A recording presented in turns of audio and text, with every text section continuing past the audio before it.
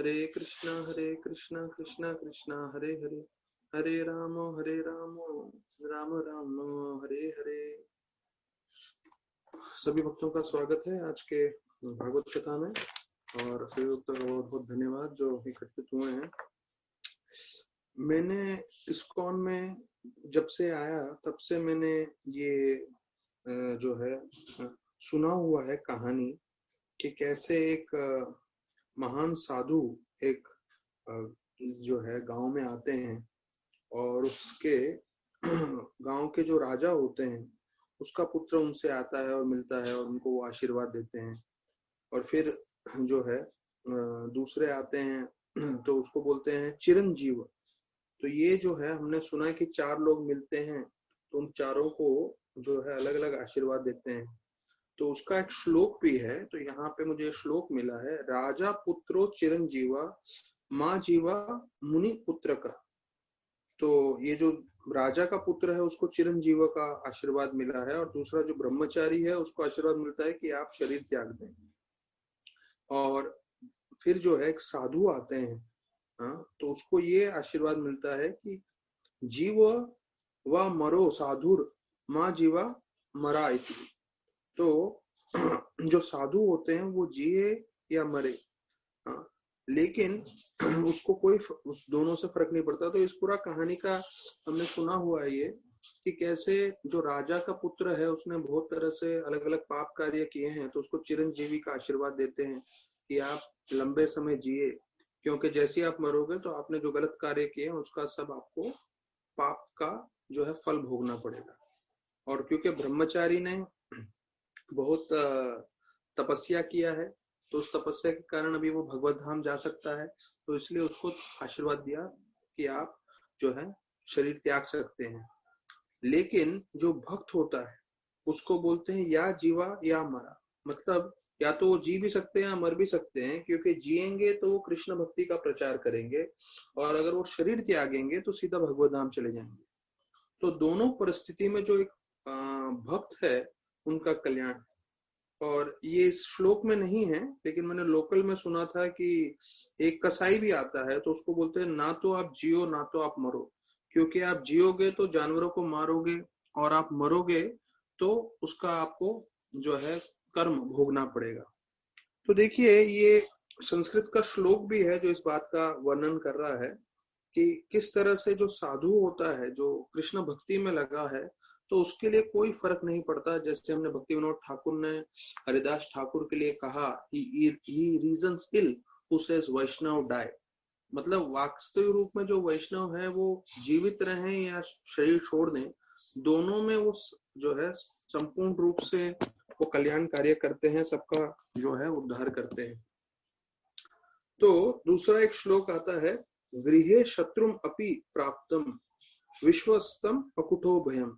ये श्लोक जो है इसके बारे में प्रभुपाद ने कई बार कोट किया है कि अगर कोई शत्रु भी हमारे घर पर आ जाए तो हमें उनकी ऐसी खातिरदारी करनी चाहिए जिससे वो दुश्मनी भूल जाए।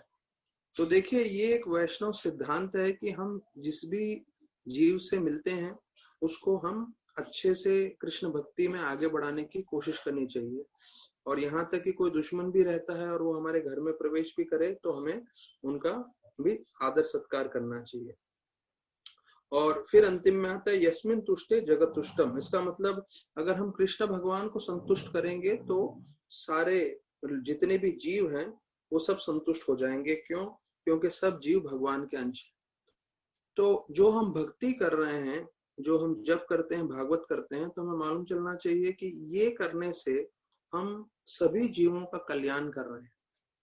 तो शायद हो सकता है हम लोग सब अपने कमरे में बैठे हुए हैं, लॉकडाउन चल रहा है और उसके कारण जो है हमारा जो है हम ज्यादा सेवा नहीं कर पा रहे हैं, पर वास्तविक रूप में आप देखेंगे तो इस श्लोक में बताया गया यस्मिन तुष्टे जगत तुष्टम, तो पूरा जगत संतुष्ट हो जाता है अगर जो है आप कृष्ण भगवान की सेवा करते हैं, कृष्ण भगवान को संतुष्ट करते हैं।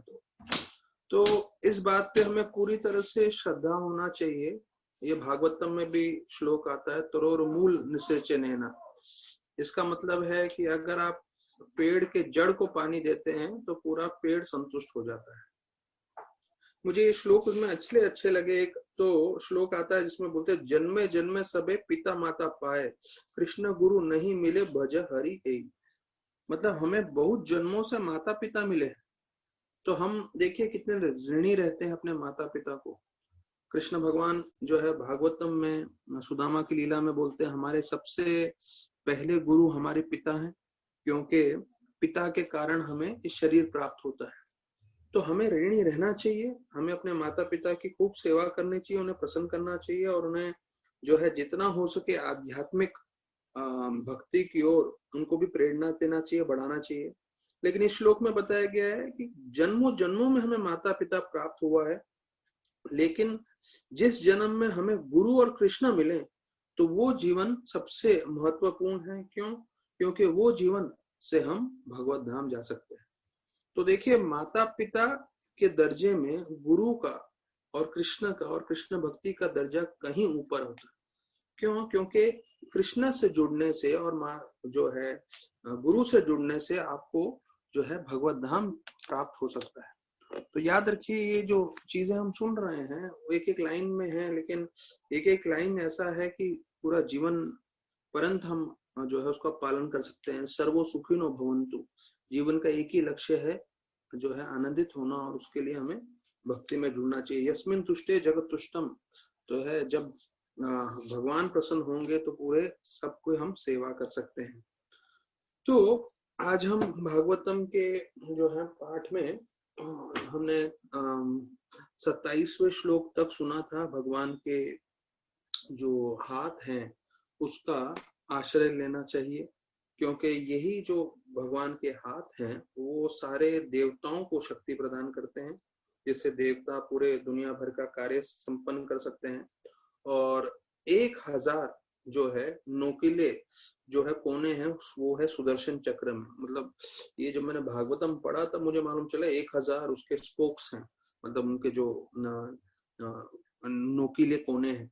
तो बताया जाता है कि वो उसका पूरा प्रकाश सुदर्शन चक्र का उज्ज्वलित रहता है, और उनके हाथ में शंख भी रहता है जो एक स्वान के समान, बतख के समान भगवान के हाथ में लगता है। तो ये हमने 27वें श्लोक में सुना था पिछली बार, और प्रभुपाद उसमें बताते हैं, ये 26वें श्लोक के तात्पर्य में मैंने विशेष रूप से मार्क किया था। There is no difference between constantly visiting the temple and directly seeing the transcendental form of the Lord. They are of equal value. अर्थात हम जब भगवान को देखते हैं विग्रह के रूप में, और जो हम साक्षात भगवान का जिसने दर्शन किया है शुद्ध भक्तों ने, तो प्रभुपाद बता रहे हैं उन दोनों में कोई भिन्नता नहीं है। तो देखिए, वो हमारा वो भाग्य है कि हम जो है राधा गोपीनाथ और जो है ऐसे विग्रह का हम दर्शन कर पाते हैं, तो वास्तविक रूप में हम भगवान का दर्शन कर रहे हैं। और प्रभुपाद बता रहे हैं कि जो एडवांस डिवोटी हैं वो कहीं पे भी बैठ के भगवान पे ध्यान कर सकते हैं, और उसके लिए जो है कहीं पे भी अगर आप श्रवण कीर्तन कर रहे हैं तो आप वास्तविक रूप में भगवान के संपर्क में हैं। तो ये जो श्रवण कीर्तन का मार्ग है उससे भी हम भगवान का दर्शन प्राप्त कर रहे हैं, उनके बारे में सुन रहे हैं। तो प्रभुपाद बताते हैं कि भगवान सब पे आशीर्वाद दे सकते हैं, जो मंदिर में दर्शन करने आता है, जो योगी है जो ध्यान कर रहा है, और बताया जाता है जो भक्त हैं जो श्रीमद् भागवतम और गीता का पाठ सुन रहे हैं। तो सभी लोगों पे भगवान का कृपा हो सकता है, और ये नित्य रूप से करना चाहिए। इसलिए हमारा ये कोशिश है कि हम ज्यादा से ज्यादा कर सकें। तो प्रभुपाद बताते हैं, स्मरणम से जो है उत्तम है श्रवणम कीर्तनम। क्योंकि स्मरणम करते समय प्रभुपाद बोल रहे हैं कि हमारा मन विचलित हो सकता है, लेकिन जब हम श्रवण कीर्तन कर रहे हैं तो हमारा मन एकाग्र रहता है। और फिर अभी जो है 28वां श्लोक हम साथ में जो है चर्चा करते हैं। तो सब लोग ये 28वां श्लोक निकाल सकते हैं। 28वां अध्याय 28वां श्लोक। कौमदकं भगवतो दयतां स्मरेत दिग्धाम अरातिभत शोणितकर्दमेन मालं मधुव्रता वरुथो गिरो कुसीतां चैतस्य तत्त्वम् अमलं मणिम् अस्य कंठे। तो अब इस श्लोक में जो है अलग अलग चीजों का वर्णन किया गया है। तो सबसे पहला पॉइंट बताया गया है कि भगवान के हाथ में कौमुदकी गदा है। जो गदा है उसका नाम कौमुदकी है और बताया जाता है वो बहुत प्रिय है भगवान को। तो ये कौमुदकी जो है हमेशा उनके भक्तों को बचाते हैं। तो यमराज जी जो है यमदूत को बोलते हैं कि आप गलती से भी किसी वैष्णव के पास मत जाना, क्योंकि जो भगवान की कौमुदकी गदा है वो हमेशा भक्तों के इर्द गिर्द कौमुदकी गदा जो है वो रहती है। और अगर यमदूत अगर गलती से भी वैष्णव के पास आ जाते हैं तो भगवान की कौमुदकी गदा यमदूत को पे प्रहार करके उनका अंत कर सकती है। तो ये बताया पहले लाइन में कि वो भगवान को कौमुदकी गदा बहुत प्रिय है। और बताया जाता है दूसरे लाइन में कि उसका विशेष कार्य क्या है, जो दानव होते हैं उनका अंत करता है और उनको जो है उन पे प्रहार करके उनका खून जो है इस पे लग जाता है गदा पे। तो यहाँ पे अंत में प्रभुपाद जी बताते हैं, बोलते हैं कि कैसे पानी के साथ जैसे मिट्टी मिल जाता है तो कीचड़ बन जाता है, तो वैसे उस गदा से जो है भगवान दानवों पे आक्रमण करते हैं और उस गदा पे जो है इन दानवों का खून लग जाता है। तो ये खास गदा है दानवों का जो है अंत करने के लिए और भक्तों को रक्षा करने के लिए। और जो अभी बताया गया है कि तीसरे लाइन में कि भगवान जो है माला पहनते हैं, तो ये जो माला है वो हमेशा मधुमक्खी इनके आसपास भुनभुनाते रहते हैं और उनका जो भुनभुनाना है वो बहुत मधुर जो है ध्वनि करता है। तो हम लोगों को सिर्फ एक ध्वनि का मालूम है, वो है मच्छर की ध्वनि जब हम रात को सोते हैं और हम उससे विचलित हो जाते हैं और हम बोलते हैं क्या है। लेकिन आध्यात्मिक जगत में ये जो मधुमक्खी है उसका भी ध्वनि इतना उत्तम है। हमने पहले भागवत में चर्चा किया है कि कोयल और सरे ऐसे पंछी जो बहुत मधुर रूप में गाते हैं, वो लोग भी चुप हो जाते हैं जब मधुमक्खी आती है, क्योंकि मधुमक्खी बताया जाता है वो भी भगवान की गुणगान करती है। तो ये भगवान के माला का वर्णन है। और चौथा लाइन में बताया गया है कि भगवान ने जो है एक मणि पहनी हुई है जो उनके हमेशा गले में रहता है। तो इस गली का मणि का वर्णन है कि जो शुद्ध जीव होते हैं, जो शुद्ध भक्त होते हैं, जो भगवान की सेवा में लगे रहते हैं, भगवान उनको हमेशा अपने नजदीक रखते हैं, उनके करीब रखते हैं। तो प्रभुपाद लिख रहे हैं तात्पर्य में कि भगवान जो है अपने गले पे पास रखते हैं ऐसे जीव, ऐसे भक्तों को जो पूरी तरह से उनकी सेवा में लगते हैं। तो जैसे कोई कस्तूभ मणि या ऐसा कोई मूल्यवान मणि कैसे गले में भगवान पहनते हैं, तो बोलते हैं उसी प्रकार से जो शुद्ध भक्त है उनको भी अपने गले के पास रखते हैं। और शुद्ध भक्त की तुलना की गई है मणि के समान। तो प्रभुपाद लिखते हैं those living entities in pure Krishna consciousness are symbolized by the pearls on his neck। मतलब वो मणि के समान है, भगवान इतने जो है प्रिय रूप से उनको ध्यान रखते हैं, उनको गले में रखते हैं। तो यहाँ पे बताया गया है, एक स्पेशल नोट है ऑथर के तरफ से जिन्होंने भक्ति सुबोधनी लिखा है, वो वर्णन कर रहे हैं कि यहाँ पे 21 से लेके 32 श्लोक जो है, 21 से 32 श्लोक मतलब पूरे 12 श्लोक का जो क्रमांक है वो सारे के सारे महत्वपूर्ण है। और इस सारे श्लोकों में भगवान के अलग अलग रूपों का वर्णन किया गया है। जैसे हमने कल सुना भगवान के चरणों के बारे में, भगवान के घुटनों के बारे में, जांघें और कमर के बारे में, फिर भगवान के नाभि, छाती, गला जो है, हाथ, और अभी कौमुदी, माला, मणि, ये सब वर्णन है। और अभी आगे और आएगा। तो बोलते हैं जिनको श्लोक कंठस्थ करना है वो सारे के सारे 21 से 32 तक जो है पूरे 12 श्लोक कंठस्थ कर सकते हैं। ये सारे श्लोक बहुत मधुर रूप से जो है इनका रचना भी किया गया है। तो ये हुआ 28वां श्लोक। अभी हम 29वां श्लोक को चर्चा करते हैं। 29वां श्लोक में और 30 श्लोक में जो है भगवान के चेहरे के बारे में वर्णन किया गया है। और 30वें श्लोक में भगवान के भुवों के बारे में नहीं, बालों के बारे में वर्णन किया गया है। तो 29वां श्लोक सब साथ में चर्चा कर सकते हैं। भृत्यानुकंपिता धिये गृहीतमुरते संचिन्त्य तेद् भगवतो वदनारविन्दं यद्विस्फुरं मकरकुण्डलवलिकतेन विद्योत्तामल कपोलमुदारनाशम्। अब इसमें जो है चारों चीजों के बारे में वर्णन किया है, चार अलग अलग लाइन में। पहला बताया गया भृत्य। भृत्य मतलब डिवोटी। पहले मैं उसका पूरा आपको उदाहरण बता देता हूँ, ट्रांसलेशन बता देता हूँ, फिर एक एक लाइन में क्या बताया मैं आपको वर्णन करूंगा। कि एक जो भक्त होता है, यहाँ जैसे योगियों के बारे में वर्णन कर रहे हैं, उनको भगवान के चेहरे पे ध्यान करना चाहिए।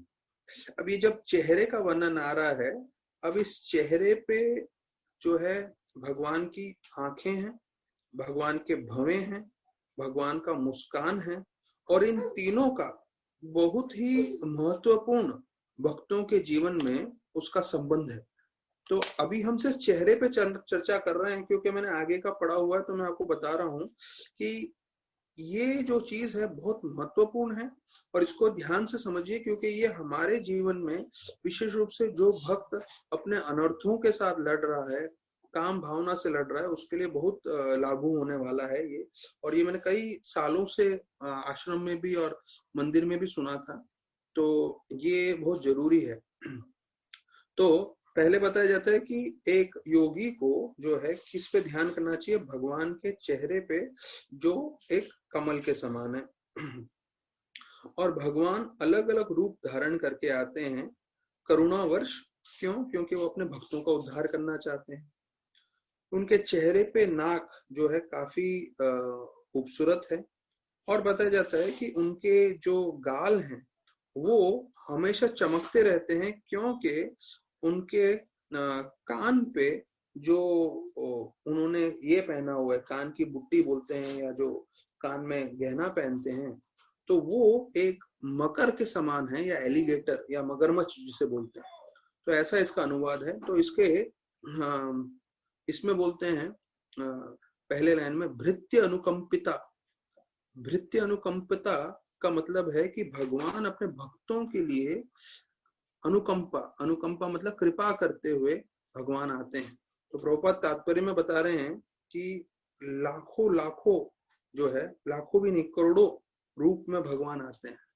हाँ, क्योंकि प्रभुपाद लिख रहे हैं मिलियंस, 1 मिलियन होता है 10 लाख, और कई मिलियंस मतलब लाखों या करोड़ों रूप में भगवान आते हैं। तो हमें शायद लगेगा कि नहीं, हमें तो भागवतम में सिर्फ थोड़े ही अवतार मालूम है, पर वास्तविक रूप में भगवान बहुत सारे अवतारों में आते हैं, और बहुत सारी लीलाएं बहुत सारे लोकों में करते हैं। और ये सब जो है पृथ्वी पे हमारे लिए इतना काफी है। अगर हम ये 18,000 श्लोक के भागवतम चैतन्य चरितामृत को पढ़ लें अच्छे से, जीवन भर इसका ध्यान करें और प्रचार करें, वो काफी है हमारे भगवत धाम जाने के लिए। पर वास्तविक रूप में बहुत विस्तार पूर्वक है। जैसे हमने सुना है, रामायण तकरीबन 1 करोड़ श्लोक है जो ब्रह्मा जी पढ़ते हैं। तो 1 करोड़ श्लोक, सोचिए, हम लोग ये 18,000 से इतना हमारे कुश्ती हो रहा है पढ़ने में, समझने में। तो भगवान के वैसे करोड़ों अवतार हैं, बताया जाता है। फिर बताते हैं गृहीत मूर्ते विच प्रेजेंट्स डिफरेंट फॉर्म। तो अलग अलग रूप में भगवान आते हैं, तो हमें ऐसे भगवान पे ध्यान करना चाहिए। और उनके कान पे जो है मकर, मकर मतलब ये मगरमच्छ जैसा बोलते हैं। तो मैंने शार्क भी सुना है, ये 2 तरह के कुंडल पहनते हैं। तो अभी किसी के मन में ये प्रश्न होगा कि भगवान कृष्ण मगरमच्छ का और शार्क का ऐसे शेप का कुंडल क्यों पहनते हैं? तो उसका जवाब नहीं है मेरे पास, बस जो शास्त्रों में लिखा है मैं वापस आपको दोहरा रहा हूँ।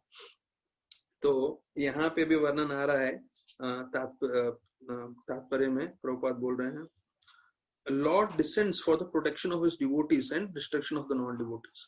तो प्रभुपाद वही चीज बता रहे हैं वापस से तात्पर्य में, कि जो दानवों को अंत करना है वो कोई बड़ी बात नहीं है। वो बोलते हैं उनकी माया शक्ति भी कर सकती है, लेकिन भगवान का एक प्रेम है अपने भक्तों के लिए, तो इसलिए भगवान अलग अलग अवतार में आते हैं, और जब आ ही गए हैं तो फिर इन दानवों को भी अंत कर देते हैं। तो भगवान का मुख्य उद्देश्य क्या है कि अपने भक्तों के साथ जो है आदान प्रदान करना।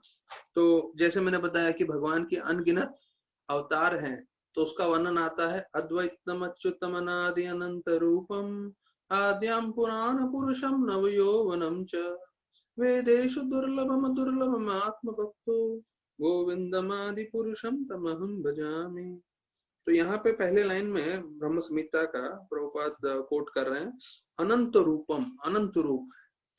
तो जैसे प्रभुपाद तो लिखते हैं, जैसे समुद्र में लहरें आती, तो कितनी लहरें आती हैं आज तक किसने गिना है? तो खड़े रह के गिनने भी जाएंगे तो संभव नहीं होगा।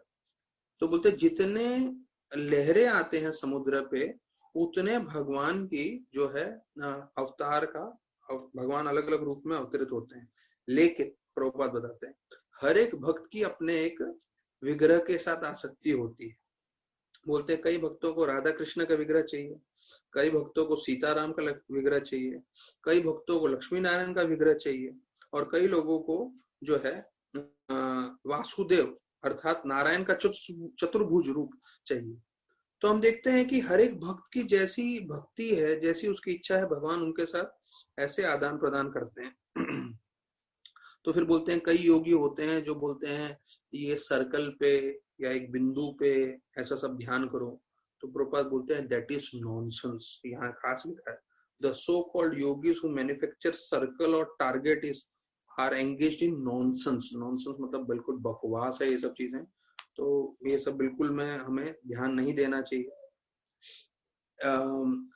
ब्रह्म कुमारी जो उनका कई बार उनका ध्यान जो होता है उसमें क्या करते हैं वो लोग, बंद कमरे में एकदम से डिम लाइट रहता है, बिल्कुल कम हल्की सी रोशनी, एकदम अंधेरा मान लीजिए पर थोड़ी रोशनी रहेगी दिखने के लिए कि कौन कहाँ पे है क्या है। और उसमें बोलते हैं आंख बंद करके ध्यान दीजिए। और बताया जाता है ऐसा ध्यान करते हुए लोग आधा घंटा ऐसा सब ध्यान करते हैं। तो प्रभुपाद को आके बोला, प्रभुपाद ये जो है आधा घंटा जो है इसमें जो है कमरे में हमने ध्यान दिया और बहुत फ्रेश फील किया हमने। तो प्रभुपाद बोले क्या प्रॉब्लम है, आधा घंटा सो के उठोगे तो फ्रेश फील करोगे ही करोगे। तो ऐसे सब चीजें नॉनसेंस है। यहाँ पे प्रभुपाद ने स्पष्ट कर दिया 29th वर्ष, इनको पढ़ना है, रेफरेंस करना है।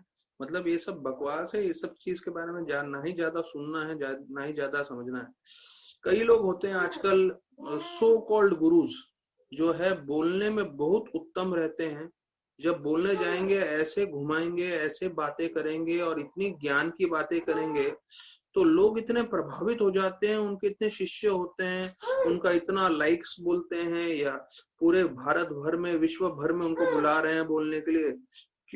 वास्तविक रूप में अगर कोई शुद्ध भक्ति के बारे में नहीं बताता है, ये नहीं बोलता है कि आपको कृष्ण भगवान का शरणागत होना है, भगवान का नाम जप करना है, भगवान का सेवा करना है, तो भले ही कितने ही चिकनी चुकनी बातें करे, कितने ही वो जो है ज्ञान पूर्वक जो है बहुत सारी चीजें बताए जिससे अधिकांश लोग प्रभावित हो जाएंगे। तो ये मैं आप लोगों को बहुत मुख्य रूप से बताना चाहता हूं कि कलयुग का एक प्रभाव है कि बहुत सारे जो गुरु लोग हैं जो वास्तविक में प्रमाणिक नहीं है वो गुरु बन के घूमते रहेंगे। और मैं यहाँ पे रिकॉर्डिंग में जा रहा है इसलिए मैं नाम नहीं ले रहा हूँ, पर आज भी भारत में ऐसे इतने प्रमुख लोग हैं जो गुरु बन के घूम रहे हैं, पर वो कभी भी कृष्ण के बारे में नहीं बोलेंगे, वो भक्ति के बारे में नहीं बोलेंगे, वो ये नहीं बोलेंगे कि आप जप करिए, भगवान की सेवा करिए और आप भगवत धाम जा सकते हैं। उसके अलावा वो दुनिया भर की अलग अलग चीजें बातें करते रहेंगे और लोग को घुमाते रहेंगे। तो प्रभुपाद बोलते थे this is the world of cheaters and the cheated. मतलब एक धोखा देने वाला है और दूसरे सब धोखा खाने वाले हैं। तो हमें ध्यान रखना है ये सब नॉनसेंस है। शुद्ध भक्ति क्या है वो हमें समझना है। भले ही वो शुद्ध भक्ति जो है हमें बहुत आकर्षित ना लगे, पर वो हमारे जो है मुक्ति का, हमारे जीवन सार्थक करने का मार्ग है। तो प्रभुपाद बोलते हैं योगी मतलब उसको भगवान पे ध्यान देना चाहिए। ऐसे करके 29वां श्लोक समाप्त करते हैं। तो अभी 30th श्लोक है, उसमें चर्चा करते हैं।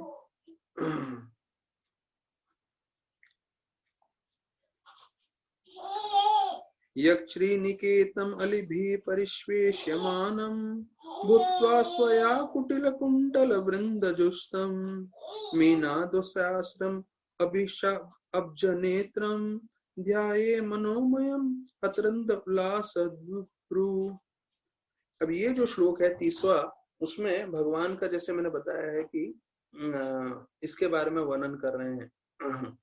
भगवान के जो बाल हैं, बोलते घुंघराले भगवान के बाल हैं, और उनके आंखें किसके समान है? कमल के समान है। और उनके जो भवें हैं वो बोलते हैं डांसिंग आईब्रोज, अर्थात जो है भवें हमेशा उनकी हिलती रहती हैं, यहाँ तक कि यहाँ वर्णन किया है कि नाचती रहती हैं। और इसका तुलना किया गया है किसके समान? कि जैसे जो मधुमक्खी होती है वो हमेशा जो है कमल के इर्द गिर्द घूमती रहती हैं, या जो मछलियां हैं वो जो है कैसे पानी में सरोवर में खेलती रहती हैं। इसका विस्तार पूर्वक मैं आपको तात्पर्य बताऊंगा, क्योंकि प्रभुपाद तात्पर्य में मधुमक्खी और मछली का उदाहरण पूरा विस्तार कर रहे हैं। तो ये ट्रांसलेशन है। तो मनोमयम शब्द का मतलब है कि is a craving of the form of the Lord with in the mind. अर्थात प्रभुपाद बोल रहे हैं कि भगवान 8 रूप में प्रकट होते हैं, जो हमने चर्चा किया है। तो उसमें से एक है कि भगवान मन में भी प्रकट होते हैं। तो जब मन में प्रकट होते हैं, मतलब अगर हम मन में यहाँ पे बैठे बैठे, अपने घर में बैठे बैठे मन ही मन में अगर हम जगन्नाथ जी का दर्शन कर रहे हैं, जगन्नाथ जी को प्रार्थना कर रहे हैं, उनका स्वरूप देख रहे हैं, तो जो है पूरी तरह से प्रामाणिक है। और वो 8 रूप में जो भगवान प्रकट होते हैं, जो हमने चर्चा किया है, मिट्टी में, पत्थर में, और ये जो लोहा और दूसरे पदार्थ है उन सब में।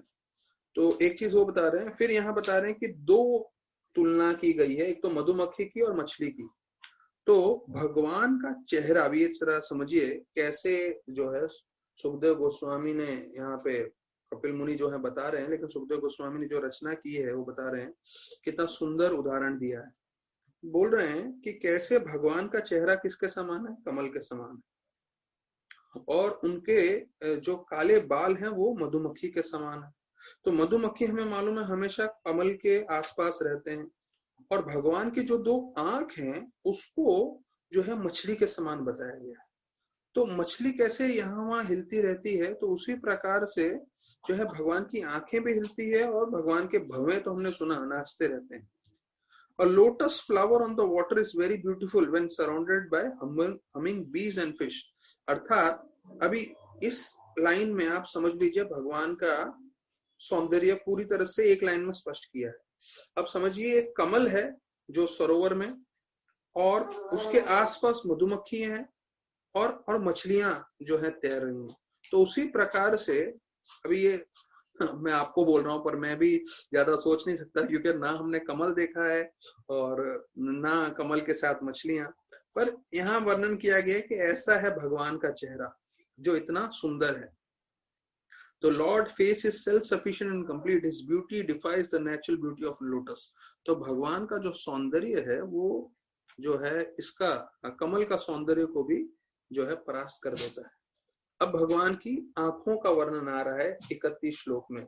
भगवान की आंखें, और भगवान जब दृष्टिपात करते हैं, जब भगवान देखते हैं, तो इसलिए जो है भगवान का, कई लोग मोबाइल पे, अभी हम उस पे आने वाले हैं, ये जो है एक तो हमने चेहरा का सुन लिया कि हर एक भक्त को चाहिए कि वो भगवान के चेहरे पे ध्यान दे।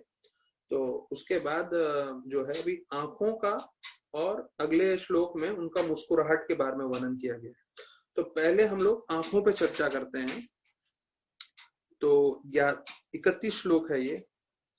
तस्यावलोकमभिकम्प कृपायति घोरा तापात्रयो असंशयेन निस्तृतमक्ष्णोष्ण स्टिग्ना स्मितानुगुणतम विपुलो प्रसादम ध्याये चिरम विपुलो भवनाय गुहायम। तो यहाँ पे इस श्लोक में वर्णन किया गया है 31 श्लोक कि जो 3 तरह के जो ताप हैं उससे जो भक्त हैं वो पूरी तरह से मुक्त हो जाते हैं। क्यों? क्योंकि वो भगवान की आंखों का दर्शन कर रहे हैं, भगवान का दर्शन कर रहे हैं। और भगवान का जो मुस्कान है वो मुस्कान वास्तविक रूप में क्या है? भगवान की कृपा है।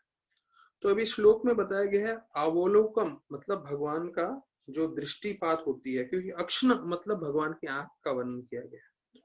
तो भगवान की आंखों से जब भगवान दृष्टिपात करते हैं तो सबसे जो है अति घोर मतलब सबसे जो भयानक जो मुश्किलें हैं, जिसे ताप त्रय बोला गया है, आदि दैविक, आदि भौतिक, आध्यात्मिक, तो वो अपने आप शांत हो जाते हैं भक्त के जीवन में।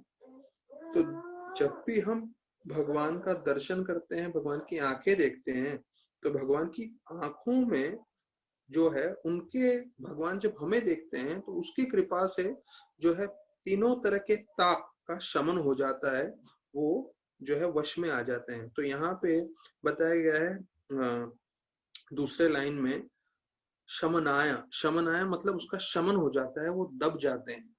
क्यों? भगवान का दृष्टिपात होते। तो उसके बारे में विस्तार में प्रभुपाद तात्पर्य में बताएंगे। और फिर दूसरा वर्णन किया गया है कि भगवान का मुस्कान। तो भगवान का मुस्कान जो है वो पूरी तरह से भगवान की बड़ी कृपा है, और उसके ऊपर हमें ध्यान देना चाहिए। ध्यायत चिरम, चिरम शब्द का मतलब है लंबे समय के लिए। तो लंबे समय के लिए हमें भगवान के चेहरे पे, भगवान के मुस्कान पे ध्यान देना चाहिए भक्ति भाव से, और ये चीज हमें अपने हृदय में समा लेना चाहिए। तो ये प्रभुपाद जी का ट्रांसलेशन में है। अभी तात्पर्य में बताते हैं पर्पट में। अभी तात्पर्य में बहुत 2-3 पॉइंट्स हैं, और तीनों पॉइंट्स काफी इंपॉर्टेंट है, तो एक एक करके मैं लेता हूँ। प्रभुपाद बोलते हैं, जब तक हम इस भौतिक जगत में हैं, इस शरीर में हैं, तब तक हमारे जीवन में मुश्किलें, परेशानियां, तकलीफें आने वाली है। He will suffer from anxieties and agonies. Anxiety मतलब हम समझ गए कि परेशानी और तकलीफ, और एगनीज मतलब दूसरे तरह की और व्याधि। तो बोलते हैं हम भौतिक जगत के ये सब तकलीफों को बच नहीं सकते, लेकिन भले ही हम भक्त भी हों, तो एक चीज बोल रहे हैं कि आप भक्त भी होंगे तो इन सब चीजों से जो है आप बच नहीं सकते, और ये सब तकलीफें आएंगी। लेकिन बोलते हैं ये, but the agonies and the anxieties of our devotees are at once mitigated when they think of Supreme Personality of Godhead in His beautiful form as the smiling face of the Lord. तो अभी ये देखिए, बहुत महत्वपूर्ण चीज प्रभुपाद बता रहे हैं। पहला तो उन्होंने बोल दिया कि कोई भी इस भौतिक जगत में परेशानी और तकलीफ से बच नहीं सकता, भले आप भक्ति क्यों ना हो। लेकिन फिर स्पष्ट कर रहे हैं कि ये जो तकलीफ है वो भक्तों के जीवन में तुरंत हट जाते हैं। क्यों? क्योंकि वो भगवान का स्मरण कर रहे हैं, उनका रूप के बारे में, उनके चेहरे के बारे में, और उनका मुस्कान के बारे में। तो जब इसके बारे में स्मरण करते हैं, इसके स्मरण शक्ति में इतना बल है जिससे हमारे सारे ताप, सारे तकलीफें, सारे परेशानियां जो है तुरंत नष्ट हो जाती है।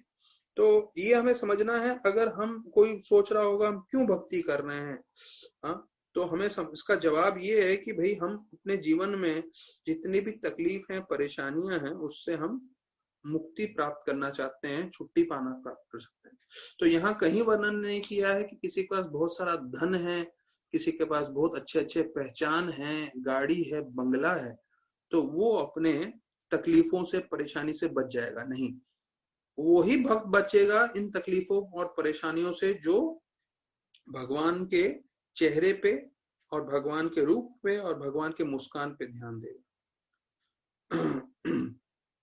तो भगवान अलग अलग तरह से अपने भक्तों पे कृपा करते हैं, और बताया जाता है भगवान का मुस्कुराता हुआ चेहरा वास्तविक रूप में क्या है?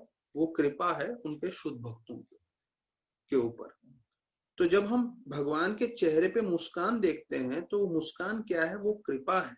क्योंकि जब वो मुस्कान देखेंगे तो उनकी कृपा प्राप्त करके जो है हम जो है इन 3 तरह के तापों से भी बच जाएंगे। और यहाँ तक कि बताया गया है एंग्जाइटीज एंड एगनीज, मतलब बहुत सारे जो तकलीफ है, चिंताएं, वो सब तुरंत at once mitigated. At once मतलब तुरंत उसका जो है नाश हो जाएगा, इन सब चिंता परेशानी का। तो ये है 31 श्लोक। अभी 32 वर्ष है।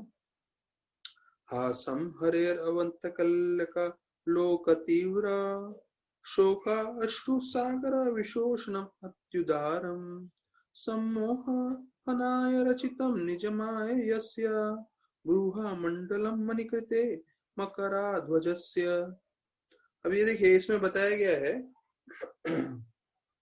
कि भगवान का मुस्कान जो है समुद्र रूपी आंसू को भी सुखा देता है और ये सब चीजों को मिटा देता है। तो यहाँ पे बताया गया है, यहाँ पे अलग अलग शब्द हैं। हासम, हासम मतलब भगवान जो हंसते हैं, हरेर मतलब भगवान का जो मुस्कान है उसके बारे में वर्णन किया है। और कोई जो उनका भक्त है, जो उनको प्रणाम कर रहा है, उनकी जो भक्ति कर रहा है, हाँ, किसकी? भगवान की, जो अखिल लोक हैं, पूरे दुनिया के जगत के नाथ हैं जो। तो ऐसे भक्त के जीवन में जो तीव्र शोक है, शोक मतलब जो दुख होते हैं, परेशानी होती है, तकलीफ होते हैं, और यहाँ पे वर्णन किया गया है तीव्र शोक।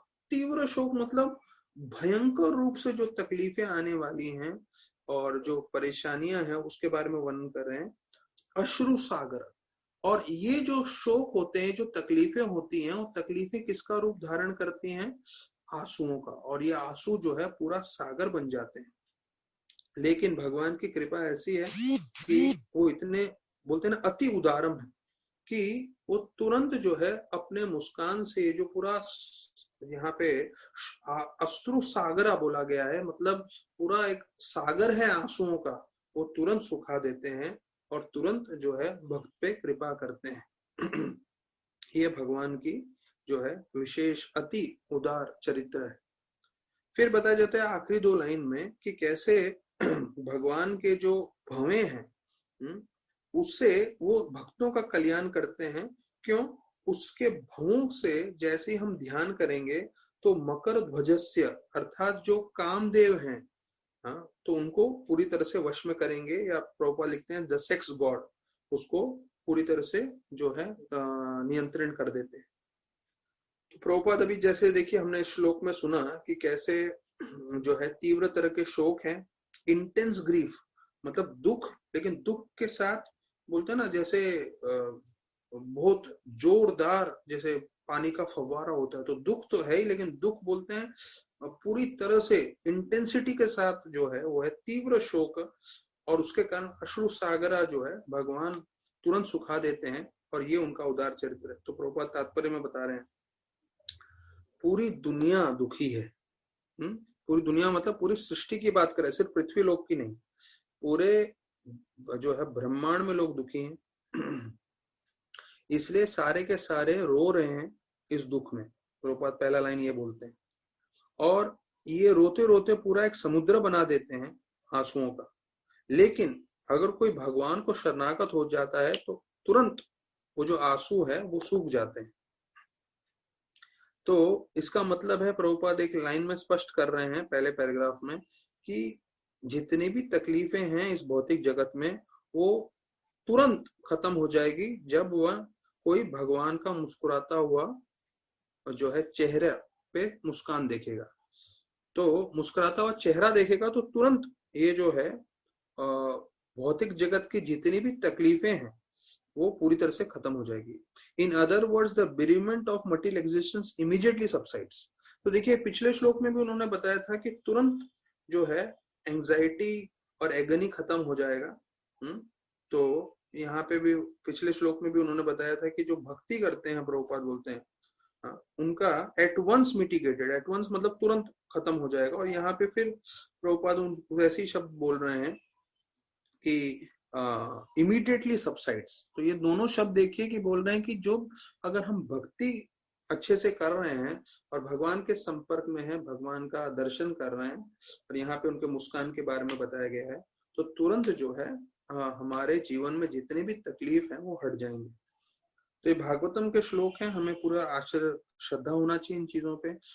और देखिए हम जितना तीव्रता से भगवान की साधना कर रहे हैं, भगवान की भक्ति कर रहे हैं, रोज सुबह जप कर रहे हैं, तो हम अपने जीवन में देखेंगे कैसे हमारी तकलीफें यहाँ पे जैसे बताया गया तुरंत जो है उसका शमन हो जाएगा, तुरंत उसको जो है तकलीफें खत्म हो जाएंगी। तो वो आप अनुभव कर सकते हैं। तो जो भक्त भगवान की तीव्रता से भक्ति में लगा हुआ है उसको इसका असर होगा। अब ये जो बताया गया है मकर ध्वजस्य और मुनि कृते, तो भगवान की जो भवें हैं वो साधुओं के बड़ा कल्याण करती हैं, क्योंकि वो सब साधुओं को बचाती हैं किससे? जो है कामदेव से। तो प्रभुपाद बोलते हैं इसका तात्पर्य में, ये 32वां श्लोक का महत्वपूर्ण है भाग। बोलते हैं जो जीव है वो इस भौतिक जगत में भोग करने की लालसा से हमेशा फंसा रहता है, और विशेष रूप से सेक्स भोग करने का उसको बड़ी इच्छा रहती है, और सेक्स के भगवान है मकर ध्वज करके प्रभुपाद बताते हैं। लेकिन भगवान के जो भवें होते हैं वो इन साधुओं को और भक्तों को बचाते हैं कि वो काम की वासना से, सेक्स अट्रैक्शन से, मटेरियल लस्ट से बच सके। तो ये बहुत महत्वपूर्ण है कि जब भी हम भगवान के भवें पे ध्यान करेंगे तो हमारे मन में जो काम भावना है वो जो है उसका शमन होगा। तो ये महत्वपूर्ण है क्योंकि काम से बहुत ज्यादा लोग विचलित रहते हैं, तो यहाँ पे एक सॉल्यूशन दिया गया है। अभी मैं तुलसी विलास प्रभु को रिक्वेस्ट करूंगा, एक गोपीनाथ का फोटो है जो मैंने उनको भेजा है, वो दिखाएं सबको। तो सब लोग अपना स्क्रीन सेवर रखते हैं, होम स्क्रीन, लॉक स्क्रीन वगैरह। तो अगर ये देखिए भगवान का, गोपीनाथ का जो है, इसको एनलार्ज कर सकते हैं, अभी मोबाइल पे इन्होंने डिस्प्ले कर दिया है। तो देखिए इस फोटो में भगवान की आंखें, भगवान के भवें, भगवान का मुस्कान, भगवान की नाक पूरी तरह से दिख रही है। तो अगर ये आप स्क्रीन सेवर भी बना के रख दें अपने लैपटॉप पे, अपने मोबाइल पे, तो हम लोग वैसे ही दिन में 10 बार 20 बार जो है, 10-20 बार नहीं, 50-100 बार मोबाइल को चेक करते हैं व्हाट्सएप के लिए वगैरह वगैरह। तो इसी बहाने हम भगवान के जो है भवों पे नजर रखेंगे, भगवान के मुस्कान पे नजर रखेंगे। तो हमने सुना उनके भवों पे नजर करने से हमारी काम भावना शमन हो जाती है, और भगवान का मुस्कान देखने से बताया जाता है कि जो समुद्र रूपी शोक है, अश्रु सागर, वो पूरी तरह से नष्ट हो जाता है, और जितने भी भौतिक जगत में जो है ताप त्रयो, उस शमनम, तो उसका शमन हो जाता है। तो ये सब फायदे हैं अगर हम भगवान के जो है मुस्कान पे, भगवान की आंखों पे, भगवान के भवों पे देखते रहें तो। तो आंखें जो हैं ये 3 तरह के ताप से बचाएंगी।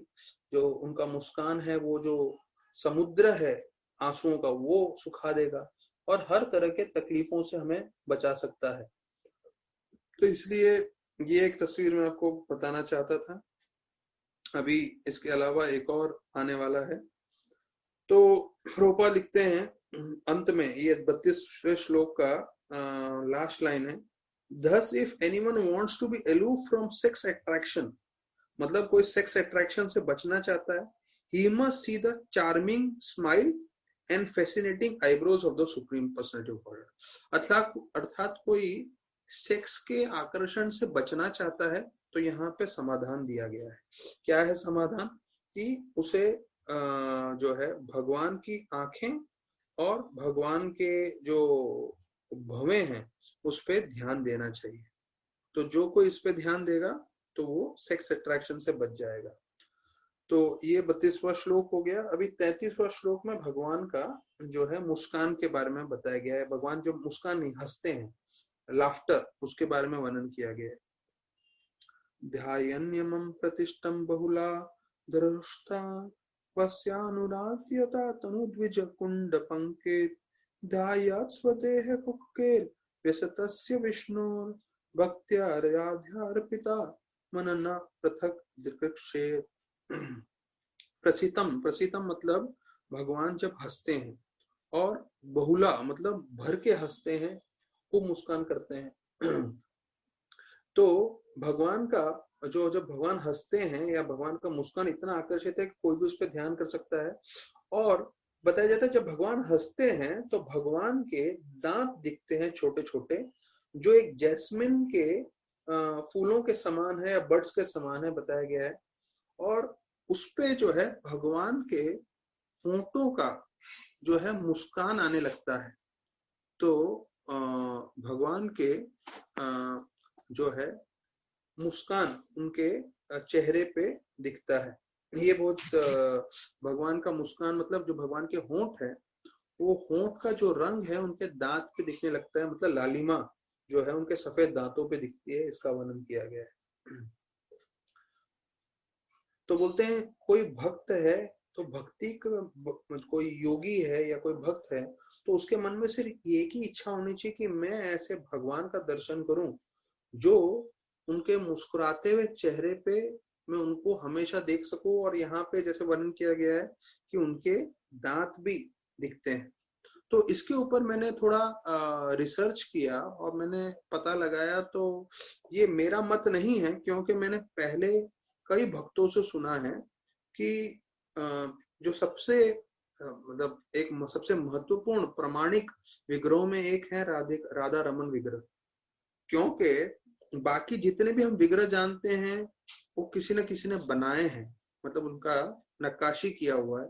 लेकिन राधा रमन ही एक ऐसे विग्रह हैं जो शालिग्राम में से प्रकट हुए हैं। हमने जो है उनके आविर्भाव के दिन गोपाल भट्ट गोस्वामी कैसे उनकी सेवा करते थे उसका पूरा सुना हुआ है, हमने चर्चा किया है। तो अभी इसके बारे में वर्णन किया गया है कि उनके जो है कई फोटो में हल्का सा दांत दिखता है। तो हमारे भक्त हैं रघुनाथ करके जो आनंदपुर के लड़के हैं, वो उनके लिए कपड़े वपड़े भी बनाते हैं और जो है कपड़े भेजते हैं बम्बई से।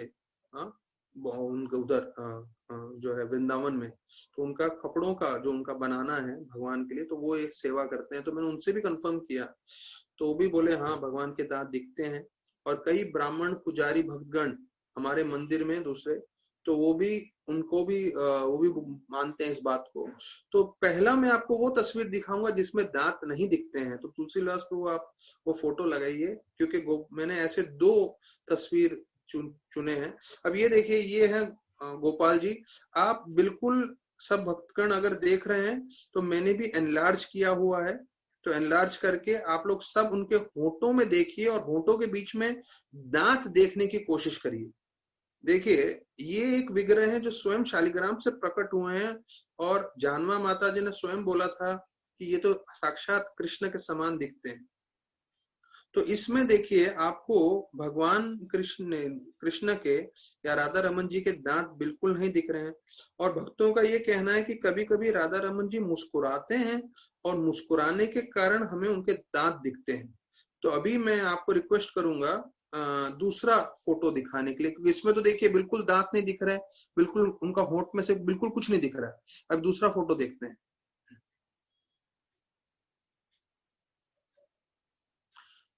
जब आप दूसरा फोटो अभी देखेंगे तो आपको उसमें मालूम चलेगा कि हल्का सा जो है उसमें जो है आपको प्रतिबिंब समझ में आएगा कि हाँ भगवान के दांत दिखते हैं। तो अभी उस फोटो के लिए वेट कर रहे हैं। हाँ, अभी ये जो फोटो है इसको एनलार्ज करिए और अभी ये देखिए इनके बिल्कुल होंठों के बीच में देखिए। पिछले फोटो में देखा था बिल्कुल भी सफेद नहीं दिख रहा था, यहाँ पे मेरे को कम से कम 2 तो दांत बिल्कुल दिख रहे हैं। बिल्कुल सफेद सफेद जो है वो पूरी तरह से स्पष्ट हो रहा है।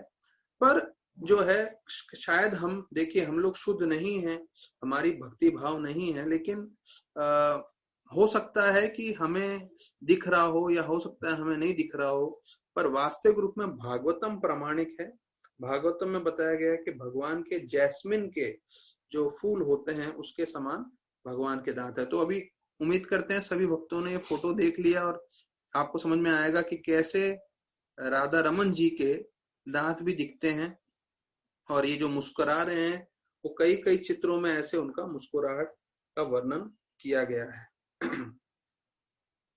तो प्रभुपाद जो है 33वें श्लोक के तात्पर्य में हम बताते हैं कि there is no other activity then that can completely cleanse the heart of the devotee। तो हमारा जो है हृदय पूरी तरह से शुद्धिकरण करने के लिए सबसे मुख्य क्या है कि वो है भगवान का दर्शन करना। तो यहाँ पे बताया गया है कि भगवान विष्णु हंसते भी हैं और हमें उनका दांत भी दिखता है, जो अभी हमने देख लिया।